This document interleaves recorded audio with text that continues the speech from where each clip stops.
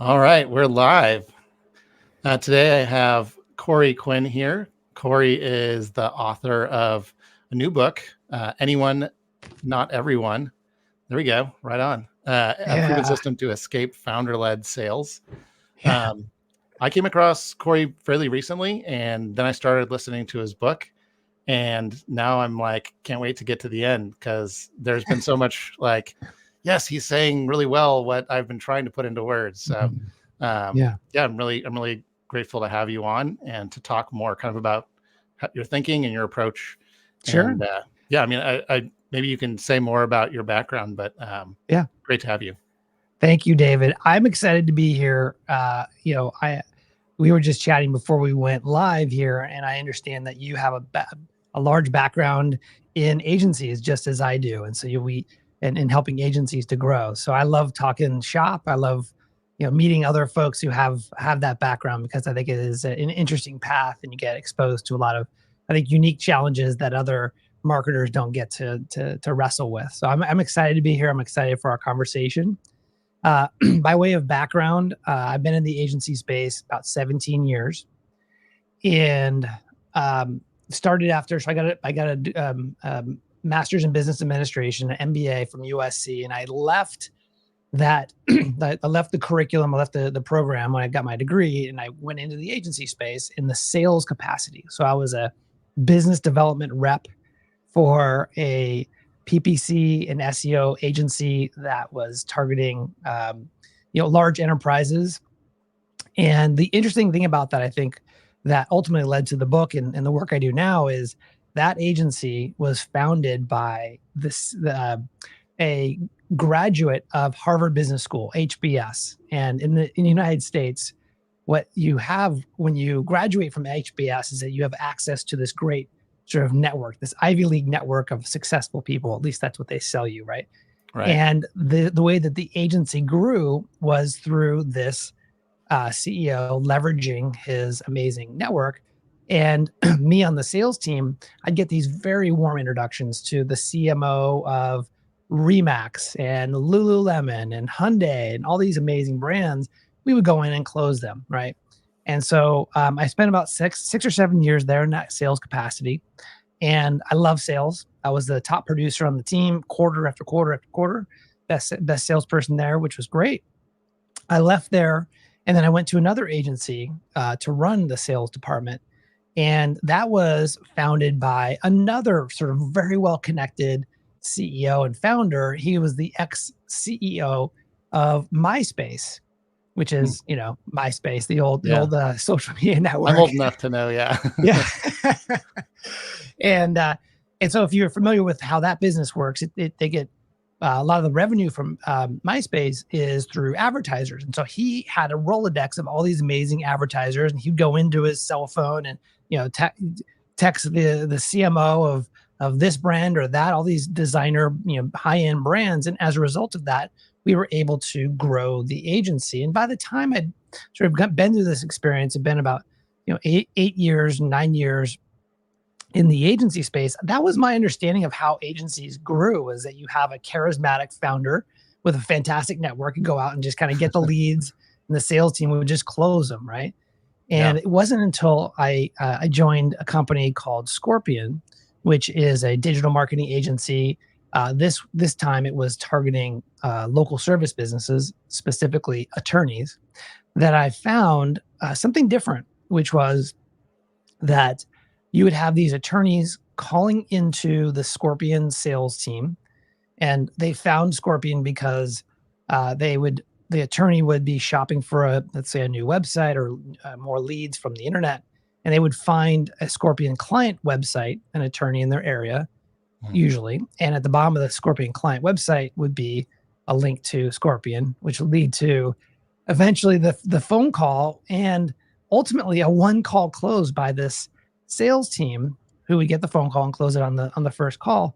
And the dynamic was that the attorney didn't know who the founder of Scorpion was, had no idea, and they didn't care, right? What they Yeah. cared about was working with a specialist who understood the nuances of the internet, which was, back then and even still today, a foreign a foreign sort of platform thing that they have to deal with to grow their law firm. They wanted someone who was a specialist in that area and had expertise in solving that lead gen problem or website problem for other attorneys, and enough evidence to build the trust. And as a result of that specialization, they were able to grow to 20 million by the time I got there. And as a result of some of the work we did, we grew from 20 million to 150 million in just 6 years. That's amazing. Yeah. Yeah. No, and yeah, I'm sure we'll get into more of the details of kind of like, what you learn from those experiences. But yeah, I mean, I know that the topic for today is around escaping that founder-led sales approach. And so, and just from the many agency folks that I've talked to, I know that, even some of the larger agencies, they still have their founder that's like, the chief salesperson who's it's like, well, I can't just, translate the way I sell or, my expertise off to somebody else. So maybe the best place to start is to kind of understand, like, what do you think prevents agency founders from kind of breaking free from founder-led sales? Great question, David. So what I've found is there's three things that contribute to an agency founder that is basically stuck in sales. It's okay if a founder is in sales. That's not the challenge. It's when they're stuck in sales, when they can't escape that role. And of course, just sidebar, many agency owners would potentially one day love to sell their agency. And when the agency is, growth is dependent on the founder, it becomes more complicated to do that. So going back to the three things, number one, when an agency lacks a focus on who they serve, in other words, they serve sort of a jack of all trades, businesses of all shapes and sizes. As a result of that complexity, typically the founder is involved in the sales process. That's number one. Number two, when they have sort of watery positioning. And what I mean by that, in the agency space, it's an uber competitive landscape. And when you don't have really sharp, clear, razor sharp focused positioning, the markets, the people you're selling to, have a hard time really seeing your unique value. They have a hard time understanding what makes you different. Even though you may be different, in reality, they can't see that. And even worse, because of this watery positioning, you are unable to win deals. You lose deals to lesser agencies or lesser firms, and you compete on price. So that's just another reason why the founder has to come in and try and rescue that situation. And then the third thing is just slow or inconsistent sales when the founder is not selling. And that's usually a result of not having a good process or a sales strategy to ensure that there is some independent, you're able to be successful without that founder being heavily involved. And when you get all three, a lack of focus, watery positioning, and just a lack of sales strategy combined, you typically find the founder right in the center of sales. Yeah. Do you think that, just from like a mental standpoint, is it just that the founders, it's like it's their baby and they're particularly, maybe they've had to deal with really hard sales processes, and that's just why they're so good at that? Even though it's a really broad range of people that they're trying to close. Yeah, I mean, they're the best salesperson in the building. They know the product better than anyone else. They built it themselves. They know they know how to navigate sort of the sales conversation intimately, and they're the best at doing it. And when it comes to focus, if you're focused on, you don't have a clear focus. Let's say you work with everything from retail to e-commerce to lead gen. Your ability to bring in a salesperson to be able to communicate in a way that builds trust with the buyer across all of those domains is very, very challenging. And so some of the work that I do is we come in and we identify a focus vertical for the agency, which of course helps to simplify everything. And what it simplifies is when let's say you go from serving everybody to serving, let's say, family law attorneys, all of a sudden, you know what content to write. You know what keywords to rank for. You know what case studies to go create. You know which podcasts to go start, or which podcasts you need to go have, guest appear on. You know which conferences to go to. You know which associations to join, so on and so forth. It becomes really, really clear, and it also allows you to build a positioning that is distinctive in the marketplace versus watery. And then finally, once you have a great, very clear focus on who you're serving, and you have really great positioning and differentiation, that's when you can go into the market and do some really great marketing across. I have 26 different marketing tactics, sales and marketing tactics that an agency can do within a specific vertical market. They may not do all 26 of them concurrently, but there are a lot of options once you have that focus and positioning. Yeah, no, definitely. That's definitely been my experience in experimenting with a lot of different things internally in Yeah. agencies. Yeah. I wanted to kind of change gears just a little bit. Sure. I know in my experience, sometimes an agency will bring in a marketer or somebody who has experience on like the B2B SaaS side of things, and they Yeah. drop them in an agency, like agency sales role, agency marketing role, and assuming that everything's going to be like it's going to translate one to one. I guess I'm curious. Have you experienced like what has been your experience around the unique differences between selling like a software product and selling a service? Yeah, I've got some experience in that. When I left Scorpion about 2 years ago, I decided that I wanted to start consulting, and so I was fortunate to work with a SaaS business after being in the agency space for, as I mentioned, 15, 16 years at this point. And this business was selling something like this. They were making like $10 per user per month. And they were trying to go into these businesses and sell the software and sell as many seats as possible. But the thing that occurred to me is that the lifetime value of a SaaS customer in this particular situation was much lower than the typical agency lifetime value was that I had been experiencing. So I'll give some numbers behind that. So Yeah. lifetime value of this SaaS business's ideal client is, let's call it $8,000 a year. At Scorpion, we would work with personal injury attorneys who would pay us $20,000 a month, and they would stay with us for 24 months. And so the economics are a little different. Certainly, bigger marketing budgets and the ability to do more. I would call it fun marketing projects to try and drive more demand. But I also think, in some respects, the agency sale is much more of a consultative sale, where you're asking about the business, about growth problems. You're able to apply sort of the marketing solution to the specific buyer.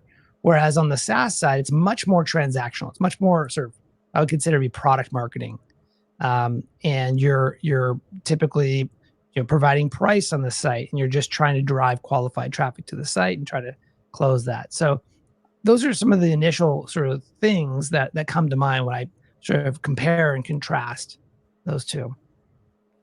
Awesome. Yeah, that makes a lot of sense. We got a question from Kevin. He says, I think this is referring back to your kind of conversation around positioning. So I thought this might be a good one to bring up. He said, I found that difficult for us. We focus on tech, SaaS, and e-com, and each client has been fairly different. It's hard to niche down within that industry. Any advice? Yeah. So tech, SaaS, and Kevin, by the way, I'll do my best to respond to you and be helpful here. Tech is, the way I think about it, is an industry. SaaS is a whole industry, and e-com is an industry. And there's potentially, depending on what type of business specifically you work with in tech or in SaaS or in e-com, you could build a very successful agency.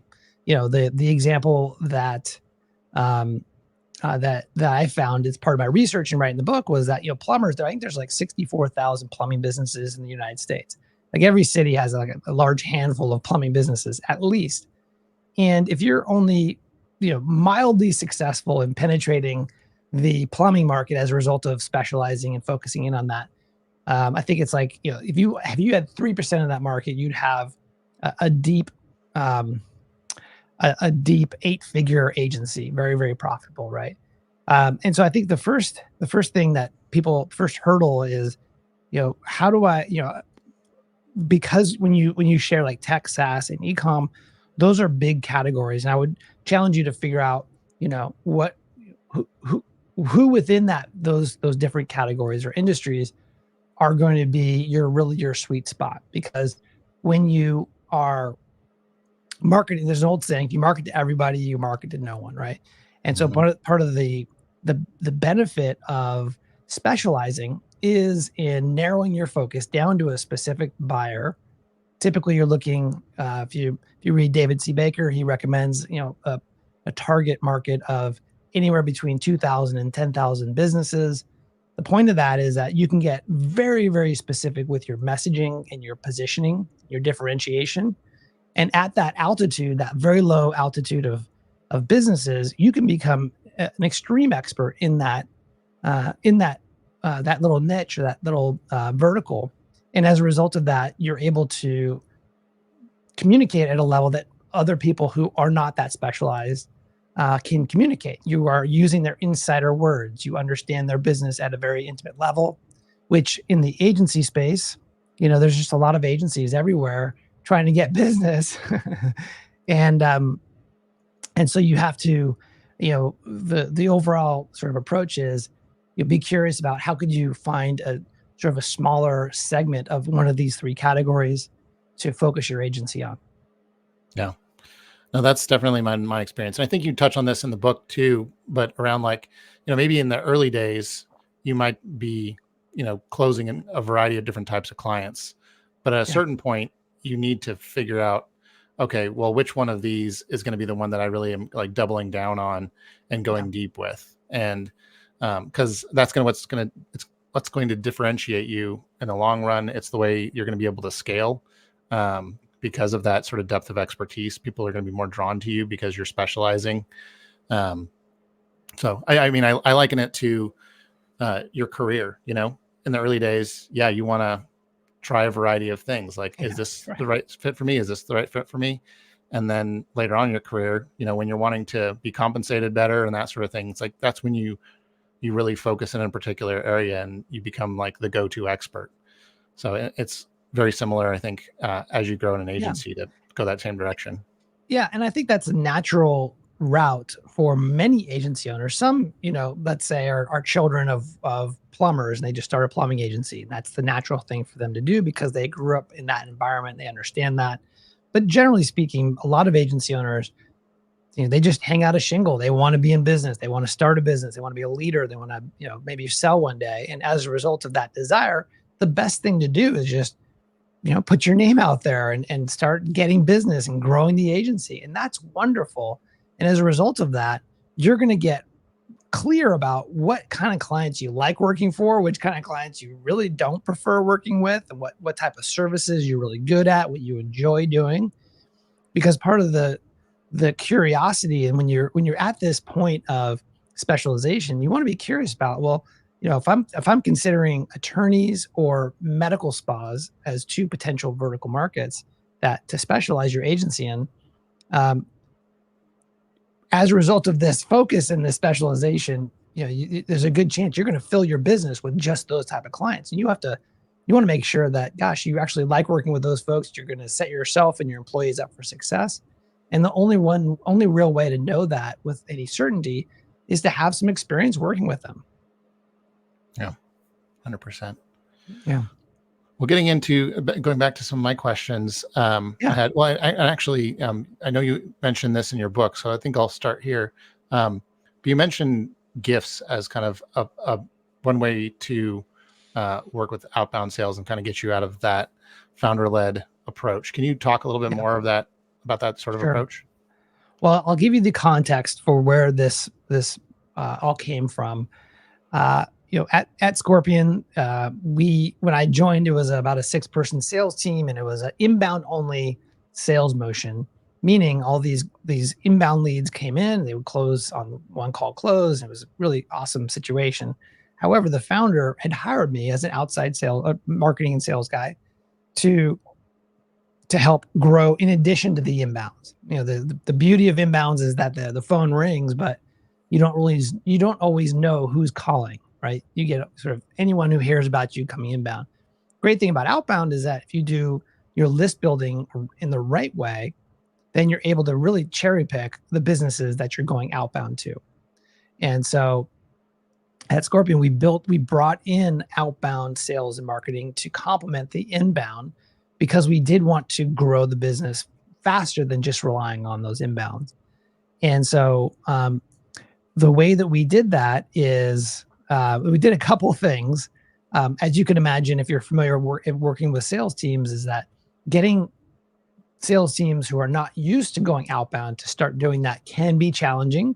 You have to really work with them to help give them a structure and a process that's proven that they can really employ to be successful in this new outbound skill. One of the things that we did to help accelerate the growth and the adoption of outbound is that we started to send a gift ahead of the cold call. And the situation was, we were calling into attorneys. And if you're familiar with calling into law firms or any business these days, but law firms will have something that's called a gatekeeper. And the gatekeeper is typically the office manager or the receptionist. And a big part of their job is to screen out any vendors who's trying to access the attorney. Right, that's a big part of the role. Yeah. And including Scorpion salespeople. Right, and so so when we started doing this outbound, we didn't do any gifts, but we would just call. We wouldn't get through because so what we would do is we would send a FedEx box, an overnight delivery, urgent overnight delivery with a box of gourmet cookies, and it would be sent to the attorney. And when you send a FedEx box, an urgent overnight delivery, it typically bypasses the mailroom. It goes right to the attorney's desk.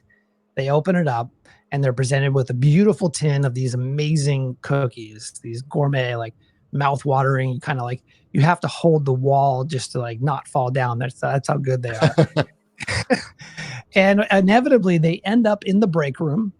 And everyone in the law firm is enjoying these cookies and asking, well, who brought the cookies? Like, these are amazing, type of thing.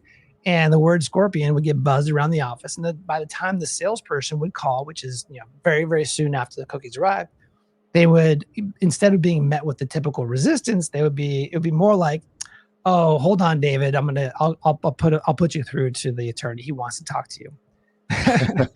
And so you build this reciprocity, you build up this warmth, and so it worked so well that as we scaled the sales team and grew that from 6 people ultimately to a 100-person sales team, gifts were a significant part of our marketing budget. It was about half of our $6 million marketing budget was sent to gifts, not just cookies, but other gifts. Yeah. Well, maybe that's a good way to kind of get into one of the other questions I had, which was, you were in multiple agencies. You probably saw a variety of not only sales strategies, but also marketing strategies, some more effective than others. Can you talk about maybe what you saw produce kind of the most consistent, like high quality leads as an agency leader? Absolutely. And so going back to the experience at Scorpion, what I really learned there was that the way to break through the noise and to really generate kind of more of a flywheel of business and inbounds and referrals is through this vertical focus. And I'll give you an example. When I joined the company, we started with attorneys, and then we went into home services and then franchise. The way we did that was a little bit unique, I think, because instead of just having the salesperson sell to attorneys and then also plumbers, we actually built a separate sales unit that would only exclusively sell into plumbers. And then HVAC businesses, and then a separate sales unit that would sell into franchise businesses. And the reason for that is, number one, we talked a little bit about this positioning. It helps you to communicate that you are genuinely an expert, that you're an insider to their world. You have ideally you've built relationships with the industry or the vertical associations. You're going to the conferences, you're speaking from the stages, and as a result of all of that, you build tremendous amount of trust, and then eventually word of mouth within the vertical market. And so that becomes a real sort of long-term strategy. When it comes to breaking into a new vertical, because by the time I joined Scorpion, we were already known in the legal space. Like we were like one of two of the largest agencies, which is a great position to be in. But when it comes to, let's say, home services, plumbers had never heard of us. HVAC businesses had no idea. So how do we break into that market? Well, we did a couple of things. Number one, we did the outbound, gift-based outbound, what I call it now, which is going out, identifying a list of HVAC or plumbing businesses that are significant of size, or they're the right size, I should say. And we would send them a gift and put them as part of a quarterly strategy to outreach to them. We would also begin to go to their conferences.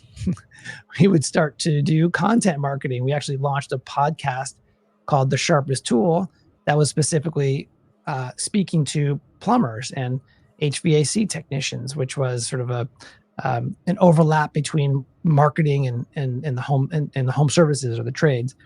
And so we kind of did a blending of all of these things.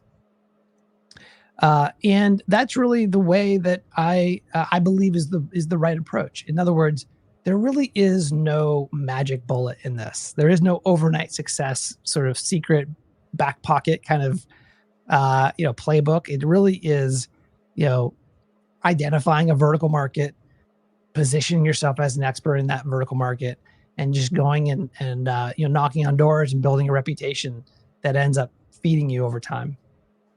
That makes a lot of sense. Have you found, and maybe this is part of, this is me kind of going off script a little bit, but I've talked to many different agencies who maybe they come from like a B2B or an e-com sort of business, and it's like the solution is often like, let's just put some paid ads behind this.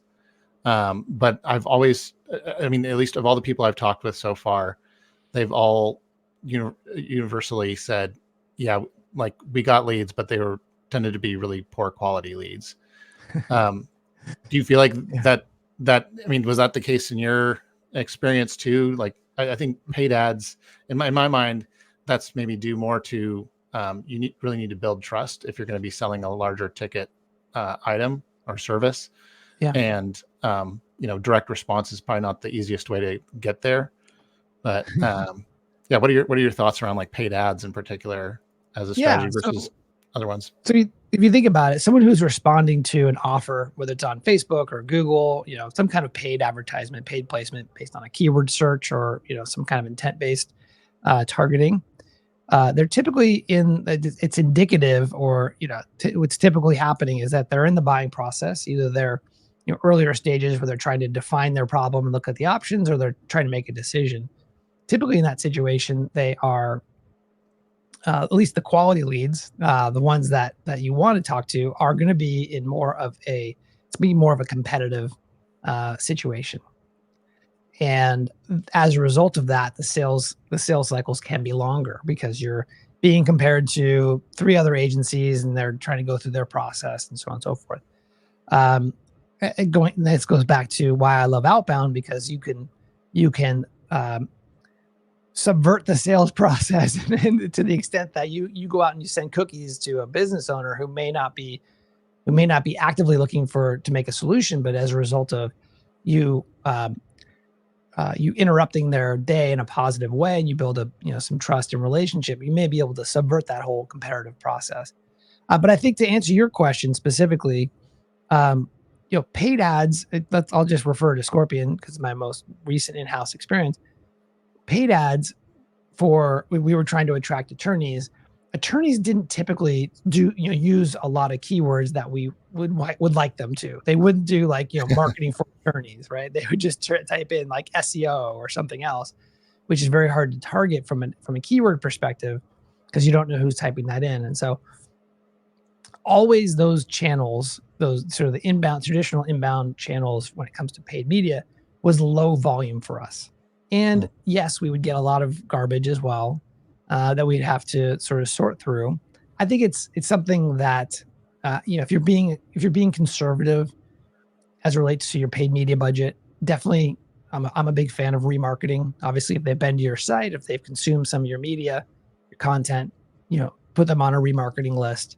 And then be very sort of judicious about which keywords, if you're doing search, that you want to sponsor, and then when it comes to things like Facebook or LinkedIn, you could do very, very targeted ads there. I've seen agencies be successful with sort of an incentivized offer to do a demo or to have a sort of a sales conversation that can work. It's worth testing, I think. So I think it's a mixed bag, honestly, David. Yeah. So maybe it's just like the particular strategy that people bring to the table maybe is just not the best fit. Yeah. I mean, I think, again, I promote a full sort of marketing approach where it's not just focused on bottom of the funnel, but hopefully you're doing some content marketing. You're going to the conferences, you're joining the associations, you're doing the networking, you're joining the online forums, and you're contributing there. All of that kind of turns into kind of a multi-touch sales marketing play. Like I remember when we had this big infrastructure eventually at Scorpion, it was always like, well, who gets the credit for the sale? Is it the salesperson who did the cold call, or is it the marketing who got the Facebook lead? And the reality is that every single attorney that we've been marketing to for the last 3 years have seen us at the conference. They've probably been to a webinar. They maybe have clicked on a couple of ads. Maybe they were invited to be a guest on our podcast, whatever it is. There's no situation where it's just a one-click conversion. It's always multi-touch. And so I think the argument behind like who gets the credit, I think is really not the right conversation to have. It's more about like, what's the total journey? And what were the inflection points in that journey? And what were those touch points so that we could do more of that? Yeah, no, that's definitely true. I think, well, especially on larger sales cycle things, it's like they're just going to, by nature of it being a longer sales cycle, they're going to have more times that they're interacting with your brand. But if you're selling a $50 product, like somebody could just have one interaction and then buy it. But if you're selling a $50,000, engagement commitment, they're not going to decide as quickly. Yeah. And I think that rings true for me in the agency space. There's that stat that 80% of the sale is complete by the time that the buyer talks to the salesperson, right? Mm-hmm. People do a tremendous amount of research online. If you have a podcast, maybe they've checked that out, or a YouTube channel, they've been to your website. And when it comes to agency services, certainly, digital marketing is a skill set. It's an expertise that pretty much every business needs, but doesn't have. And so they have to really make a good choice on who they partner with. So as a result of the importance of that decision, typically there's a lot of dollars at stake, potentially jobs, companies, there's a lot riding on this decision. So there's a lot of emotional sort of aspects of this tied into it as well. So as a result of that, it's a longer sales cycle. It's a considered sales cycle. There's a lot of psychology that goes on in this process as well. Makes a lot of sense. Well, I know earlier you had mentioned this maybe in passing, but you mentioned vertical associations. Yeah, I'd love to like dig in on that a little bit. I think I know where you're going with this, but I'd love to kind of hear talk about maybe the benefits there and what your thinking is around that. So I have a new client of mine, and we're helping them to narrow their focus in a target vertical, which is med spas. And they have a handful of med spa clients, and I'm actually interviewing some of them to understand how and why they bought from from my client, the agency.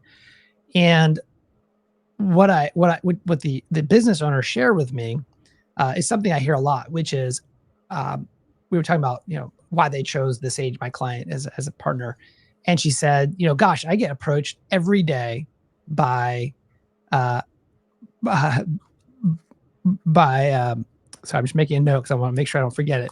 I get approached every day by agencies. I get phone calls, I get emails. They have my text number, they have my phone number. I get text messages, and it is a tremendous amount of noise. And all of them are it's just kind of, I don't want to say it live on the air, but it's just really garbage content that they're just throwing a lot of spaghetti at the wall and seeing if someone will respond. Yeah. But very much a spam your TAM approach, right?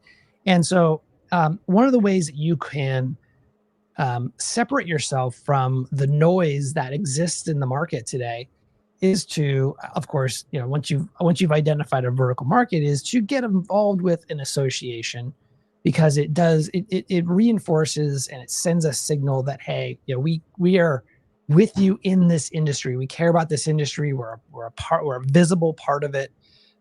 So there's that psychology behind it. I also think it's strategic from a sales perspective, because let's say you are focusing on med spas. Well, the Med Spa Association has an annual conference. Well, guess where all of your potential buyers are going to be? In the same building at the same time. Right. Yeah. Right. And so you want to not only just arrive there, but you want to be there, consistently. What happens is a lot of agencies say, oh, well, we're going to focus on med spas. And then they go to the industry conference, and then they kind of 6 months go by and they lose interest, and they say, oh, we're going to go after attorneys now. And they never go back to the med spa conference. And the reality is that people who go to that, who are in that industry, the buyers that you're trying to attract, they go to that show every year. And so they see these kind of agencies come and go, but the ones that go the first year, they're strangers. Second year, they're familiar. The third year, they're like your best friend, right? Because they keep coming back. You're involved in that community, and so on and so forth. So again, not an overnight quick, get rich quick kind of approach. This is very much a longer term approach that will separate you from a lot of competitors who are not thinking as long term as you are. Yeah, I appreciate that. And I feel like that's been my experience too, is there are some short-term things you can kind of do, but at the end of the day, it's a trust building game that you're playing. And, a lot of trust just needs to be earned over time, over consistency, providing value, that sort of thing. Yeah. One thing, just to kind of interject here, that can help accelerate that is by starting a podcast. And a vertical specific podcast. I have my own podcast. I interview a lot of agency founders who've taken a vertical market approach. People like Chris Yano from Rhino and Alex Membrio from Cardinal and others. In fact, Joe Sullivan from Gorilla 76 just posted on LinkedIn today that he had hit 200 episodes. And in every case, it is a podcast. It's a blend of marketing and that vertical, right? It's applying marketing best practices and to the vertical market.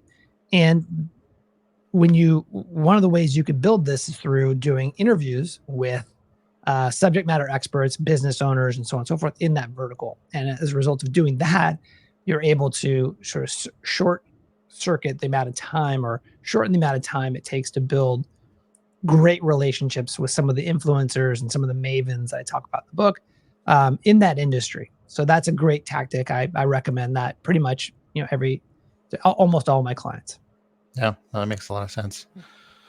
Well, that's all the questions I had. This has been super informative. And I know you have an offer for folks who are tuning in if they're interested. Yeah. And why don't you go ahead and share that? And so I'm super excited to share this book. I wrote it for the agency owner and founder who is stuck in founder-led sales. And so as an offer to your audience, David, I'd like to let everyone know that you can actually get the audiobook for free right now by going to anyoneNotEveryone.com. That's the name of the book, anyoneNotEveryone.com. And on there is a button you can click. It'll get you access to the audiobook. You can start consuming that, as well as there's a free online workbook, which includes worksheets and templates and SOPs and all those good things that can help you in this transformation from a generalist to an agency that has a vertical focus and what I call deep specialization. Awesome. And I can vouch for the book. I'm not all the way through it yet, but I've really enjoyed what I've read so far, and Thanks, David. I will likely enjoy the rest of it. So thanks again Cool. for coming on, and yeah, looking forward to staying in touch. Likewise, David. Thank you again. Appreciate it.